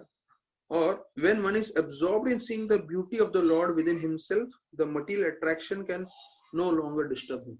देखिए, हम जितना अपना मन एकाग्र करेंगे भगवान का सौंदर्य देखने के लिए, तब जाके हमें जो है भौतिक आकर्षण जो है चीजें विचलित नहीं करेंगी। एक बार एक भक्त जो है वो प्रभुपाद के साथ एयरपोर्ट पे थे, तो वहां से एक सुंदर जो है लड़की जाती है तो ये जो भक्त था, ब्रह्मचारी था, तो उसका पूरा जो है सर घूम के उसकी तरफ गया और देखने लगा। तो दो एक कुछ सेकंड तक देख रहा होगा, तो उसको फिर याद आया, अरे मैं तो भक्त हूँ, मैं तो ब्रह्मचारी हूँ, मुझे नहीं देखना चाहिए। तो उसने फिर सर घुमा के सीधा किया, तो देखा प्रभुपाद उसकी तरफ देख रहे थे, तो उसको और बुरा लग गया। और फिर प्रभुपाद उसको देख के बोलते हैं, खूबसूरत है ना वो लड़की। तो अभी एक तो रंगे हाथों पकड़े गए लड़की को देखते हुए, और ऊपर से दूसरा प्रभुपाद जी बोल रहे हैं खूबसूरत है ना। तो बोले अभी क्या जवाब दूं। तो प्रभुपाद बोले, अगर जो है क्रिएशन इतना ब्यूटीफुल है, तो सोचो क्रिएटर कितने ब्यूटीफुल होंगे। मतलब जो भगवान ने बनाई है ये स्त्रियां या जो सौंदर्य, वो आपको इतना सौंदर्य आकर्षित कर रहा है, तो सोचिए भगवान कितने आकर्षित होंगे जिन्होंने ये सौंदर्य रूपी चीजों को बनाया हुआ है करके। तो ये चीज प्रभुपाद बता रहे हैं 33वें श्लोक के अंत में कि जो कोई भी भक्त भगवान के सौंदर्य की तरफ आकर्षित हो जाएगा और भगवान की तरफ ध्यान रखता रहेगा, तो फिर भौतिक चीजों की तरफ आकर्षित नहीं होगा और उससे वो विचलित नहीं होगा। तो हम सब जानते हैं कैसे हम सब जो है भौतिक चीजों के प्रति आकर्षित होते हैं और कैसे हम विचलित होते हैं, और उसके कारण हमारा मन कितना जो है तकलीफ में रहता है, वेदना में रहता है। तो उसके लिए जो है हमें भगवान का जो है मुस्कान, भगवान के चेहरे, भगवान के भवें, उस पर ध्यान देना चाहिए। तो एक बार प्रभुपाद का एक शिष्य थे, वो प्रभुपाद को मसाज कर रहे थे।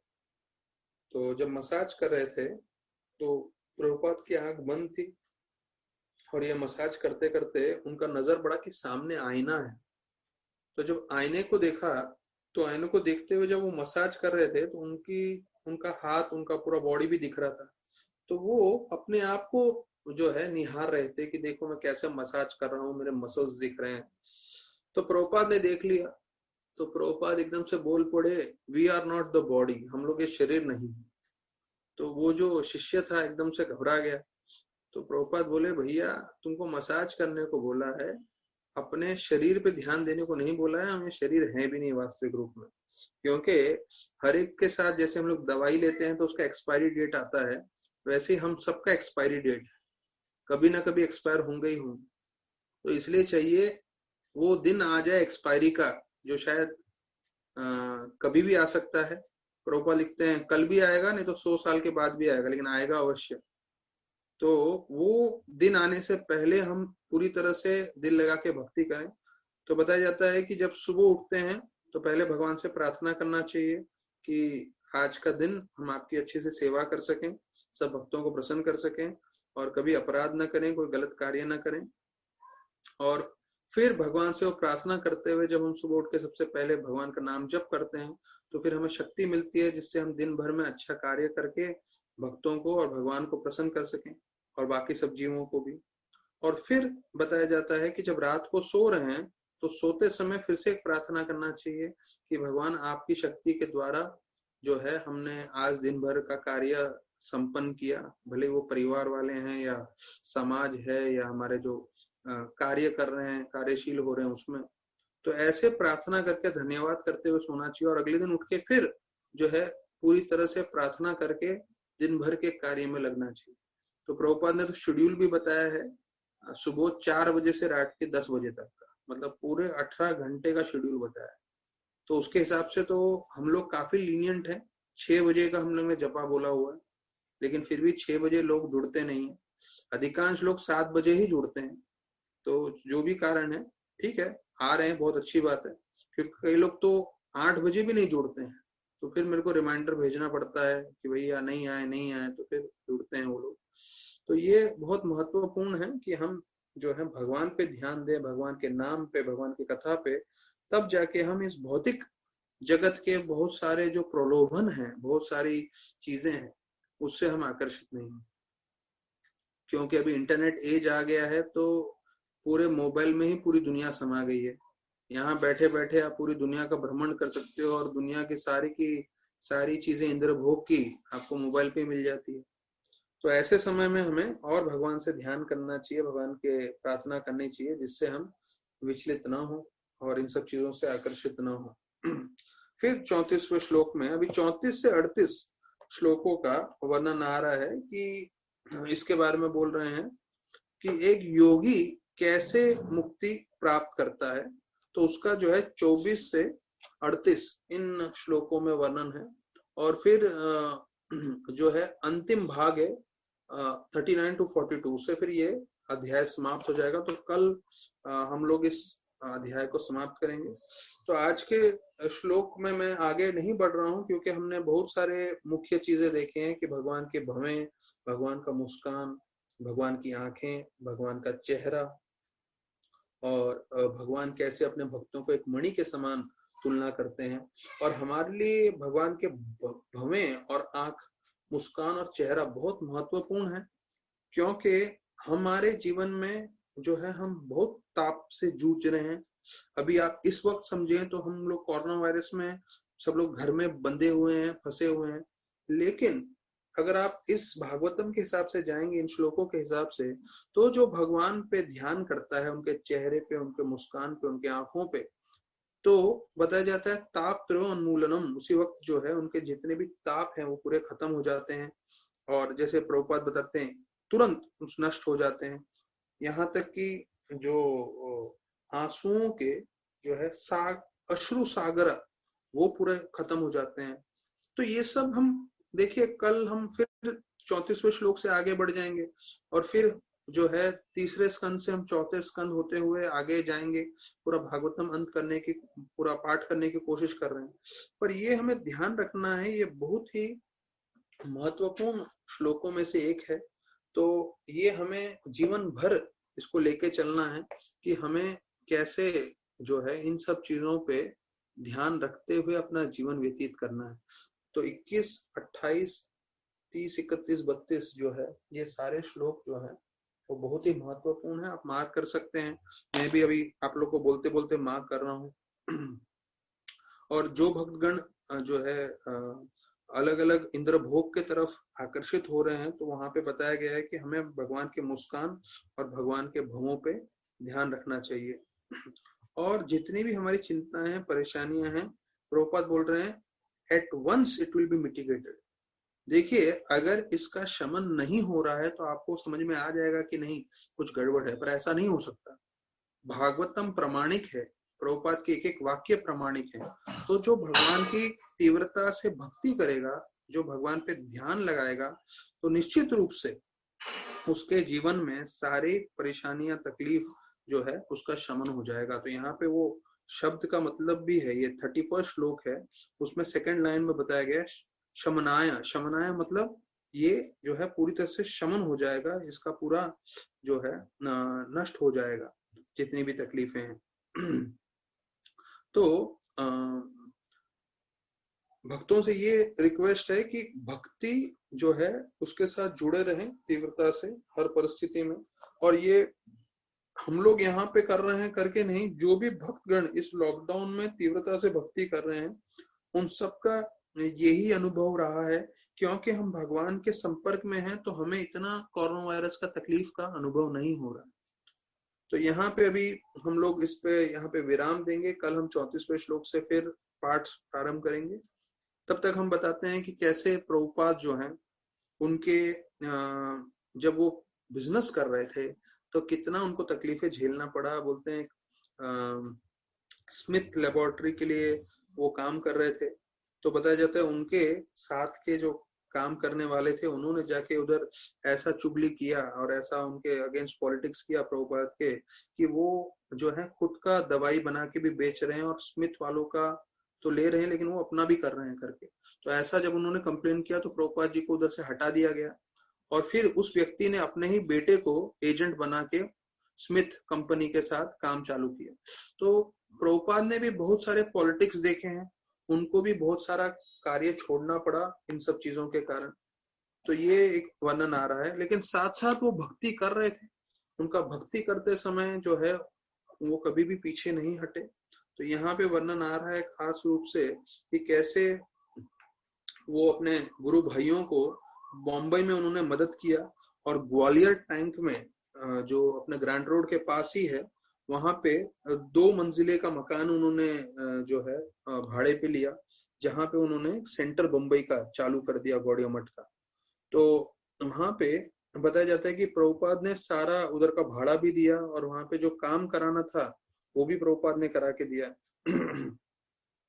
तो बोलते हैं कि वो जब भी आध्यात्मिक कार्य कर रहे थे उनको कामयाबी मिल रही थी, लेकिन जब भी भौतिक कार्य करते थे तो उसमें नुकसान होता था। तो आगे लिख रहे हैं कि वास्तविक रूप में हमें अपना परिवार का जीवन और भक्ति का जीवन जो है उस दोनों में हमें आगे बढ़ना है। लेकिन प्रभुपाद के जीवन में ऐसे नहीं हो रहा था। प्रभुपाद की जो भार्या थी वो इतनी भक्ति को लेके जो है इतनी फेवरेबल नहीं थी।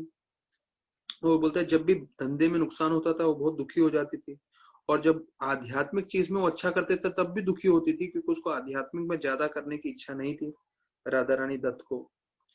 तो फिर बताते हैं कि प्रभुपाद की बड़ी इच्छा थी कि वो घर में ही रह के और प्रचार करें और सब भक्त लोगों को बुलाएं और वहां पे अपने घर पे गीता भागवतम का चर्चा करें, कीर्तन करें, प्रसाद बांटें।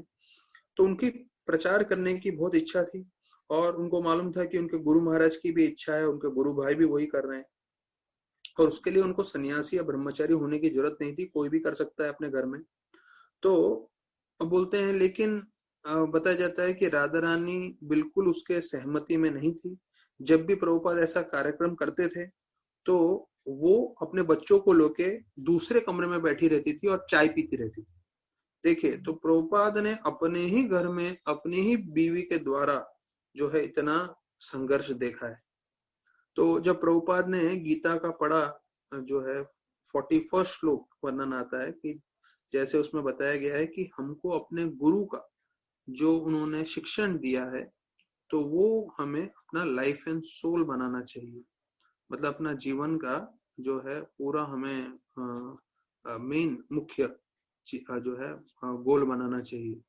तो यहाँ पे वही वर्णन आ रहा है कि कैसे प्रभुपाद ने भी सोचा कि हाँ, मेरे गुरु महाराज ने जो बोला है मैं अपना जीवन का वही लक्ष्य बनाने वाला हूँ। और फिर उन्होंने भागवतम के 10वें स्कंद से 88 चैप्टर पढ़ा, तो उसमें एक श्लोक आता है, यस्याहम अनुग्रहानि हर्ष्यत धनम स्नेह ततो धनम त्यजतंसा स्वजन दुख दुखितम। तो उसमें भगवान कृष्ण बोल रहे हैं कि जब मैं विशेष कृपा दिखाता हूँ अपने भक्त को तो मैं उसका सब भौतिक चीज ले लेता हूँ, जिससे उसके परिवार वाले, उसके दोस्त उसको गरीब समझ के सब लोग उसको धुतकार देते हैं, उसको भगा देते हैं। तो जैसी प्रभुपाद जो अभय थे उन्होंने पढ़ा तो वो एकदम जो है चौंक गए और उसका मतलब क्या है वो सोचने लगे।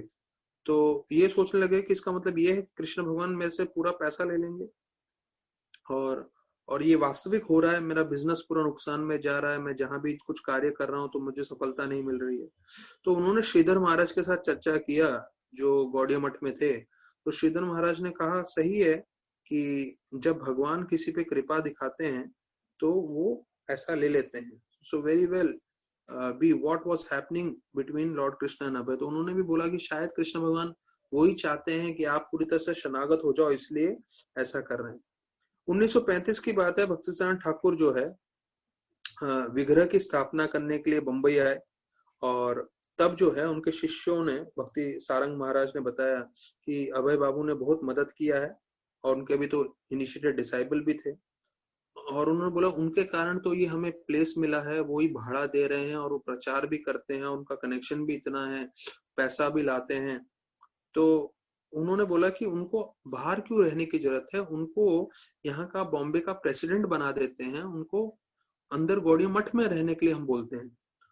तो भक्तिनाथ ठाकुर ने बोला नहीं, अच्छा है कि वो बाहर रहेगा, तो जब समय आएगा तो सब कुछ कर लेगा, आपको उनको रिकमेंड करने की जरूरत नहीं है।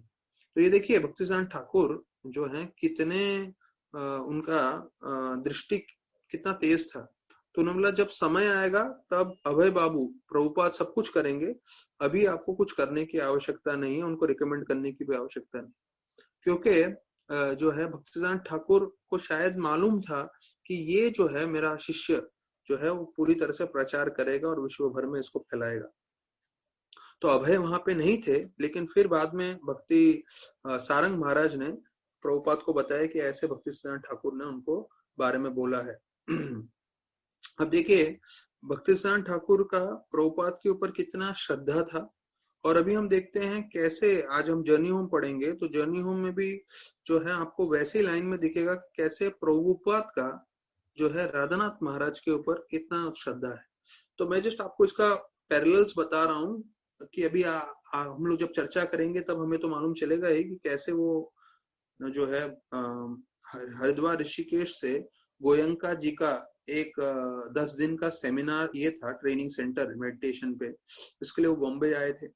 और फिर वो मुंबई आने के बाद थोड़ा उनको घूमने की इच्छा हुई कि मैं थोड़ा जाके देखता हूँ, चलता हूँ। और तो चलते चलते उन्होंने जो है ये देखा कि जो है बड़ा पंडाल है क्रॉस मैदान में, और बड़ा पंडाल में फिर वो जो है वहां का हम लोग जब उसमें चर्चा करेंगे जर्नी होम में तब देखेंगे, पर वहां पे जो है वो 25,000 20,000 लोग के बीच में बैठ जाते हैं। वहां प्रभुपाद का कथा था।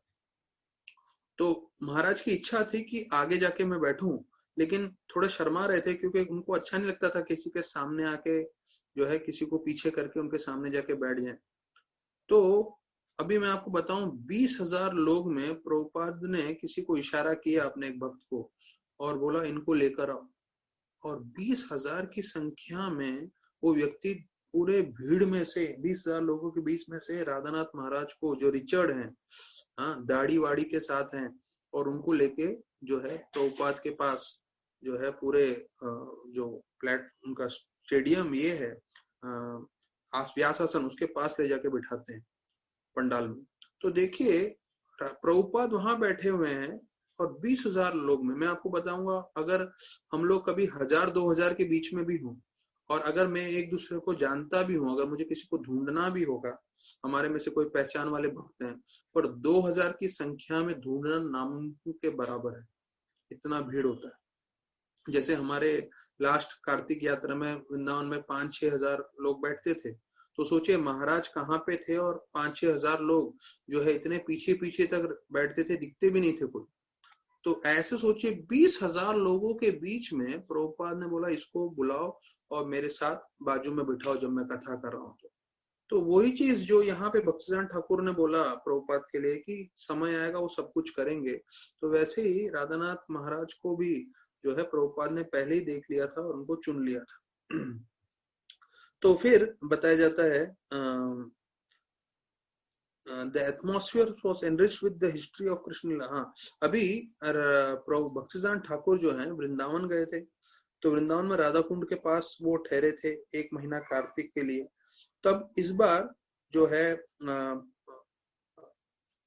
प्रभुपाद अपने बेटे को लेके वृंदावन गए, तो उनकी ये इच्छा थी कि मैं अपने गुरु महाराज से भी मिल लूंगा और वृंदावन में मिलने की तो और भी जो है अच्छी बात है करके। तो ये जो है स्थान बताया जाता है बहुत ही महत्वपूर्ण है, जो राधा कुंड का स्थान है। वहां पे बताया जाता है हमारे जो है गोस्वामी जो है सारे के सारे वहां प्रार्थना करते थे, यहाँ तक कि चैतन्य महाप्रभु ने वो राधा कुंड का स्थली स्वयं ढूंढ के निकाला था।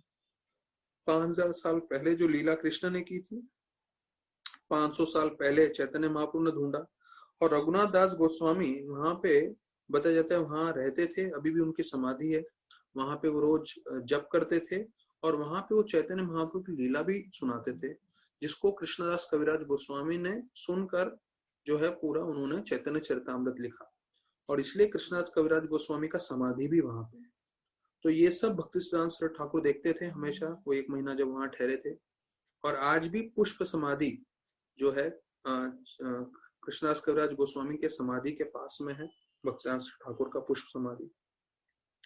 तो अभी जब प्रभुपाद उनसे मिल रहे थे तो वो वैसे नहीं थे जैसे वो पिछली बार वृंदावन में मिले थे, प्रवचन में पीछे होके बैठे थे, नहीं, अभी वो उनके शिष्य थे, उनको कवि बताया गया था क्योंकि उन्होंने इतना अच्छा जो है पोयम और ऐसे लिखा था। और जो है भक्तिसिद्धांत ठाकुर ने ये भी देख लिया था कि वो बहुत ध्यान से श्रवण करते हैं, और उन्होंने इलाहाबाद मठ में मदद किया था और मुंबई में पूरा मठ जो है एस्टेब्लिश कर दिया था पूरी तरह से। तो बोलते हैं दोनों साथ में राधा कुंड के पास चल रहे थे और भक्तिसिद्धांत ठाकुर ने अपने हृदय की बात बताई। अब ये जरा ध्यान से भक्तगण ध्यान दीजिए, क्योंकि अभी जो भक्तिसिद्धांत ठाकुर बता रहे हैं वो हम सबके लिए बहुत महत्वपूर्ण है कि हमें वो गलती नहीं करनी है जो पहले कई भक्तों ने किया है। तो क्या गलती की? भक्तिसिद्धांत ठाकुर समझा रहे हैं कि भक्त लोग लड़ाई कर रहे हैं, और वो क्यों लड़ाई कर रहे हैं और उसके कारण मुझे बहुत दुख हो रहा है। तो बोलते हैं मैं वृंदावन में हूं पर मेरा मन बहुत विचलित है। और वो लोग किसके लिए लड़ाई कर रहे हैं? किसको कौन सा जो है कमरा मिलेगा? वो गौड़िया मठ का जो कैलकाटा का जो उनका हेडक्वार्टर्स था, तो उसके लिए लोग लड़ाई कर रहे हैं। तो भक्तिसिद्धांत ठाकुर बोल रहे हैं कि मेरे जीते जी जब मैं जीवित हूं तो वो लोग लड़ाई कर रहे हैं, तो मेरे जाने के बाद ये लोग क्या करेंगे? तो देखिए वही चीज हुआ जो भक्तिसिद्धांत ठाकुर ने जो उनको डर था, शंका था कि जब मैं जीवित हूं ये लोग लड़ाई कर रहे हैं। क्यों लड़ाई कर रहे हैं? क्योंकि उनको कमरे चाहिए। तो उधर पूरे मार्बल का उन्होंने बाग बाजार में बड़ा गौड़िया मठ बनाया था, तो किसको कौन सा कमरा मिलेगा इसके लिए वो लोग लड़ाई कर रहे हैं। तो देखिए इस भौतिक जगत में हर एक जीव की ये इच्छा रहती है कि मुझे जो है कमरा मिले, मुझे पोजीशन मिले, मुझे पावर मिले। और उसके लिए जैसे राधानाथ महाराज बताते हैं, people lie, people cry and people die. मतलब रोते हैं लोग, झूठ बोलते हैं लोग, पॉलिटिक्स करते हैं, यहाँ तक कि लोग मरने के लिए तैयार हो जाते हैं पावर और पोजीशन के लिए। तो हमें इनसे बच के रहना है, और भक्ति करते हुए ये सब हमारे पास आए या ना आए, तो आए भी तो हमें इतना ध्यान रखना है कि हम इससे जो है विचलित ना हो और ये हमारे भक्ति में बाधा ना बढ़े। और देखते हैं हम भक्तिसिद्धांत ठाकुर के जाने के पश्चात आगे आएगा वो कि कैसे सब कोर्ट केस करने लगे, और कोर्ट केस करके पूरा गौड़ी मठ तितर बितर हो गया। तो बोलते हैं जो ब्राह्मण वैष्णव होते हैं वो द्वेष से दूर होने चाहिए, और ये लोग आपस में ही द्वेष कर रहे हैं। देखिए तो आपस में ही ये लोग लड़ाई झगड़ा कर रहे हैं। तो एक बंगाली का शब्द है अगुन ज्वालबे, इसका मतलब है आग लग गई है। तो ये बहुत फेमस है, जहाँ प्रभुपाद भी बोलते थे कि मेरे गुरु महाराज ने बोला कि मठ में आग लगी हुई है क्योंकि ये लोग सब लड़ाई कर रहे हैं। और ये आग जो है उन्होंने स्पष्ट बोला था कि पूरा का पूरा गौड़िया मठ को नष्ट कर देगा। कि भक्तिसिद्धांत ठाकुर बोल रहे हैं तो उसके बारे में प्रभुपाद याद करके बोलते हैं, ये मेरे शिष्य इतने मूर्ख हैं, ये लोग ईंट और पत्थर के और मकान के पीछे लड़ाई कर रहे हैं। और कितनी दुख की बात है, इनको अपने जीवन में क्या चाहिए? ईंट और पत्थर और कमरे चाहिए। शुद्ध भक्ति को छोड़ के वो लोग इन सब चीजों के पीछे आकर्षित हो गए। और फिर भक्तिसिद्धांत ठाकुर बोल रहे हैं कि हम लोग जब छोटे से भाड़े के मकान में थे, 200-300 रुपए मिलता था उल्टा डंगा जंक्शन रोड पे, तो हम लोग सब संतुष्ट थे। लेकिन जब से ये बिग बाजार पे बड़ा हमने मंदिर बना दिया है, तो सबके मन में यही आ रहा है कौन से कमरे में रहेगा और किसके वश में कौन सा कमरा मिलेगा, और सब लोग इसी के पीछे पड़े हुए हैं। तो मेरी तो ये इच्छा है कि पूरा जो बंगला है उसका जो गौड़िया मठ है उसका मार्बल निकाल दूं, मार्बल बेच के जो पैसे आए उससे मैं किताब वितरण करूं, अर्थात किताब छापूं और किताब बांटूं। तो ये देखिए ये जो उनकी इच्छा थी भक्तिसिद्धांत ठाकुर की, वही फिर प्रभुपाद ने जो है आगे बढ़ाया। और हम देख रहे हैं कि उनके कारण जो है आज तक बताया जाता है 50 करोड़ जो है किताबें जो है बटी हैं पूरे विश्व भर में। और उसमें कितने तो गीता भी है, 50 करोड़ इन 50 सालों में। तो इतने सारे किताबें हमने बांटी हैं, तो क्योंकि ये भक्तिसिद्धांत ठाकुर का इच्छा था। और इन किताबों के होते हुए ही हम जो है भक्ति से जुड़ रहे हैं, समझ रहे हैं और इतना चर्चा कर रहे हैं। तो यहाँ पे वर्णन आ रहा है कि महाराज का जो है मदर टेरेसा से मिले और उनके बारे में उन्होंने इतना, कल हमने सुना कितने जो है महत्वपूर्ण चीजें उन्होंने बताई। तो यहाँ पे हाँ, एक जो ब्रिटिश की औरत थी जो मदर टेरेसा से बात कर रही थी, वो बोलने लगी कि आप एक महान कार्य कर रहे हैं। तो उसका जवाब देखिए मदर टेरेसा कितना अच्छा देती है। बोलते हैं मैं महान कार्य नहीं कर रही, ये भगवान का कार्य है, और मैं तो सिर्फ एक छोटा सा उनकी माताजी बोलती है मदर टेरेसा, मैं तो एक छोटी सी दासी हूँ। हाँ, तो ये एक भाव है। इतने विश्व प्रसिद्ध हैं मदर टेरेसा, और उनका भाव क्या है कि मैं तो एक छोटी सी दासी हूँ और मैं जो है भगवान का महत्वपूर्ण कार्य में मैं लगी हूँ। और फिर वो बोल के जो है बर्तन धोने चली जाती है। तो उनके बारे में बताया जाता है मदर टेरेसा के बारे में, 17 साल की थी वो, नन बन गई थी। फिर उनको कलकत्ता भेजा गया था स्कूल टीचर बनने के लिए, और फिर वहां से वो जो है प्रिंसिपल बन गई सेंट मैरी जो स्कूल था। और 1950 के तकरीबन तकरीबन बताया जाता है कि उनको लगा कि नहीं, मुझे गरीबों की मदद करनी चाहिए। और फिर उन्होंने अपना जो है 12 लोगों के साथ, नन्स के साथ, उन्होंने ये कार्य चालू किया कि सब मैं गरीबों को, बीमारों को मदद करूंगी, उनकी सेवा करूंगी। और फिर उन्होंने ऐसा सेवा किया जिससे हजारों लाखों की संख्या में लोग आकर्षित हुए उनसे, और वो गरीबों की और सबकी सेवा करने के लिए जो है तत्पर थे। तो बोलते हैं कि महाराज उनके साथ एक जो उन्होंने हॉस्पिटल में उनके जो पेशेंट्स हैं उनसे कैसे वो व्यवहार करते थे, तो वो देखने के लिए महाराज गए। तो बोलते हैं जो है मदर टेरेसा सबके पास जाती थी, एक एक बेड पे, एक एक पेशेंट के पास, और उनसे अच्छे से बात करती थी, उनको हाथ लगाती थी और उनके सर पे हाथ घुमाती थी।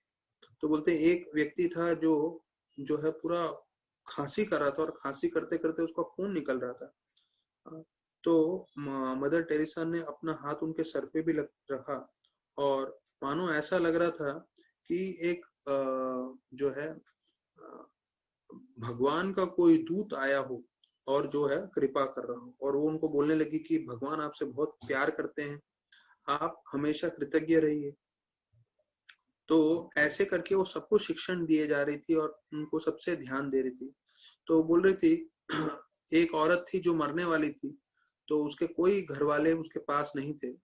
तो मदर टेरेसा उनको जाके बोलती है कि अगर आप भगवान से प्रेम करना चाहते हो तो आपको क्षमा करना सीखना चाहिए। तो बोलते थे आपको सबको क्षमा करना चाहिए। तो जैसे उसने ऐसा बोला तो बोलते उस औरत का मन में जो बोझ था वो हट गया। क्योंकि भागवतम में एक जगह बताया गया है, अगर आपको क्रोध से बचना है, अगर हमको जो गुस्सा आता है, गुस्सा, तो वो भीष्म देव के शिक्षण में था, अगर आपको गुस्सा आता है और गुस्से से बचना है तो आपको क्षमा करना सीखना चाहिए। तो हर पल हर किसी को, जब भी कोई बड़ा या छोटा गलती करे तो हमें क्षमा करना चाहिए। अगर हम क्षमा करेंगे तो हमें क्रोध नहीं आएगा। तो वो बोलने लगे कि मुझे जीसस दिखते हैं, क्योंकि वो क्रिश्चियन है, तो वो महाराज को बोल रहे थे मुझे जीसस दिखते हैं इन सब जीवों में जिनकी मैं सेवा कर रही हूँ। और मैं कितनी कृतज्ञ हूँ कि कैसे जो है जीसस जो है मेरी सेवा स्वीकार कर रहे हैं, क्योंकि मैं इन सब की सेवा कर रहा हूँ। तो फिर राधानाथ महाराज ने मदर टेरेसा को बोला कि वास्तविक रूप में वो लोग जो हैं, सब लोग आपको जो है जीसस के एक भक्त देख रहे हैं, जीसस के रूप में मदद कर रहे हैं, वो देख रहे हैं। तो वो बोले कि आप जो है वास्तविक रूप में जीसस का एक प्रमाणिक भक्त है और आप उनको सबको कृपा दे रहे हैं। तो मदर टेरेसा ने बोला ये कोई जादू से कम है क्या, कि भगवान की कृपा देखिए, भगवान की कृपा के कारण जो है मुझ जैसे व्यक्ति में भी लोगों को जीसस दिख रहा है करके। और फिर जैसे मैंने बताया गोयंका जी का जो है एक और कोर्स था, तो 2.5 दिन लगा महाराज को बम्बई आने के लिए। और पूरे ट्रेन में 2.5 दिन में महाराज वही सोच रहे थे कि जो ब्लू फोटो है, ब्लू लड़का बांसुरी बजाते हुए, ये कौन है, और मैं इससे इतना आकर्षित हूँ और इसके बारे में मुझे कुछ जानकारी नहीं मिला, कौन है क्या है। तो क्रॉस मैदान में आध्यात्मिक प्रोग्राम है करके उन्होंने देखा। फिर वहां पे महाराज जो है सीधे चले गए अंदर, और वहां पे बुक टेबल था, इस्कॉन का क्रॉस मैदान में बड़ा पंडाल प्रोग्राम था 1970 में जो किया था। तो बड़ा बुक टेबल था, और उस बुक टेबल पे सब किताबें देखते हुए जो है एक किताब दिखी जिसको देख के महाराज का हृदय जो है एकदम गदगद हो गया। उस किताब पे वही नीले लड़के का तस्वीर था। तो बोलते हैं महाराज मन में सोचने लगे, हाँ ये वही है, वही है, मैं इसके बारे में कब से सोच रहा हूँ, और ये कौन है मुझे मालूम ही नहीं था। अब भारत में आया हूँ, पहली बार मुझे इसका जो है फोटो के साथ नाम दिख रहा है और उस पर लिखा था Krishna, the supreme personality of God. तो महाराज बोलते हैं मैंने दिल में पहली बार कृष्णा करके मेरे जो है मुख से निकला कि ये कृष्णा है करके। तो जिसके बारे में मैं इतने समय से सोच रहा था वो अभी मुझे मालूम चला कि ये कृष्णा है और इसका तस्वीर लेके मैं घूम रहा हूँ काफी समय में। तो वो जो विदेशी भक्त था तो उसने उन्होंने बोला कि मुझे ये किताब देखनी है। तो उनको एकदम झटका लगा, बोले तुम अंग्रेजी बात कर रहा है? तो ये बोले हाँ मैं अमेरिकन हूँ। लेकिन फिर तो बोले नहीं तुम हिंदुस्तानी जैसे लिखते हो और तुम शिव के भक्त हो, क्योंकि महाराज के इतने बड़े बड़े बाल हो गए थे। तो वो जो भक्त थे उनका नाम पुष्ट था और वो बोलते थे, उनको लगा कि ये शिव के भक्त हैं, तो उन्होंने कृष्णा बुक में से एक कहानी खोल के दी, बोला ये देखो शिव और कृष्ण के बारे में, उनको उसके बारे में प्रचार कर रहे थे। तो महाराज बोलते हैं कि मेरा रंग सांवला हो गया था, इतने लंबे लंबे मेरे बाल हो गए थे, क्योंकि मैंने कभी कटवाया ही नहीं इतना पूरा, इतने शायद साल भर में, साल 2 साल में। और फिर बोलते हैं कि उनके जो कपड़े थे जो दिए थे वो उधर नदी में नहा नहा के पूरे पीले पड़ गए थे। तो महाराज बोल रहे हैं मैं एक भारतीय साधु के समान ही लग रहा था। तो फिर महाराज ने वो किताब एक कोने में ले गए, गले से लगाया और जो है धीरे धीरे पढ़ने लगे। तो कृष्णा किताब को पढ़ते ही महाराज कृष्णा बुक में से लिख रहे हैं कि लोग पूछते हैं कौन है ये कृष्णा? कृष्णा मतलब सर्व आकर्षक। और तभी बताया जाता है एक विदेशी जो है माता जी वो आके कीर्तन करने लगी। तो महाराज को कीर्तन भी बहुत अच्छा लगा। वो यमुना देवी थी, महाराज बोलते हैं मुझे आगे जाके मालूम चलने वाला। तभी वहां पे सब लोग रुके हुए थे कि गुरु आएंगे गुरु आएंगे। तो तभी जो है उनके गुरु आए, अर्थात प्रभुपाद जी। तो बताया जाता है कि जैसे वो चलकर आए ऐसे मानो कि उनका एक राजा का जो है चाल था उनमें, लेकिन फिर भी बहुत नम्र थे वो। और उनका देख के ऐसा लग रहा था कि वो सब जगह भगवान को देख रहे हैं।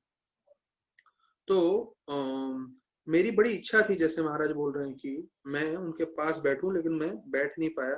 तब जाके प्रभुपाद ने ऐसा इशारा किया और 20,000 के लोगों के बीच में से उनके जो एक भक्त थे वो राधानाथ महाराज को ले जाके स्टेज पे बिठा दिए।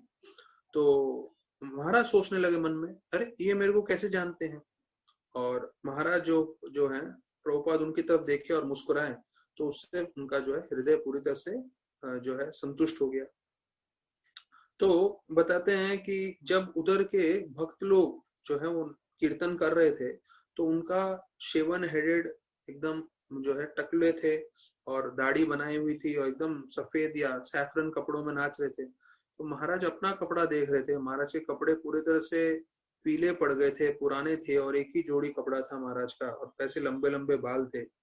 तो महाराज बोलते मुझे याद भी नहीं है मैंने दाढ़ी कब बनाई थी और बाल कभी मैंने जो है उसको संवारा भी नहीं था। ऐसे ही जो है स्नान कर करके नदियों में जो है मेरे पूरे बाल ऐसे बड़े हो गए थे, ये हो गए थे। तो इन सब के बीच में महाराज बोलते मुझे इतना गंदा लग रहा था, मुझे लग रहा था मैं इतना गंदा हूँ शारीरिक रूप से। तो महाराज बोल रहे थे मेरा तो मन कर रहा था मैं यहाँ से भाग जाऊं, क्योंकि मैं जंगलों में रहने वाला साधु था, अकेला और एकांत मुझे पसंद था। यहाँ 10,000 लोगों के बीच में था मैं, 10 भी नहीं 20,000 लोगों के बीच में। तो मुझे लग रहा था मैं सही जगह पे नहीं हूँ और मुझे भाग जाना चाहिए। तभी प्रभुपाद ने उनकी तरफ फिर देखा और मुस्कुराए। तो जैसे ही प्रभुपाद उनको देख के मुस्कुराए तो उनको ऐसा लगा मैं घर में हूँ और कोई मुझे बहुत प्रेम करता है। तो फिर वो जो है संतुष्टि से बैठ गए और उनको लग रहा था कि क्यों उन्होंने मुझे यहाँ पे बिठाया, क्यों मुझे वो इतनी कृपा दे रहे हैं।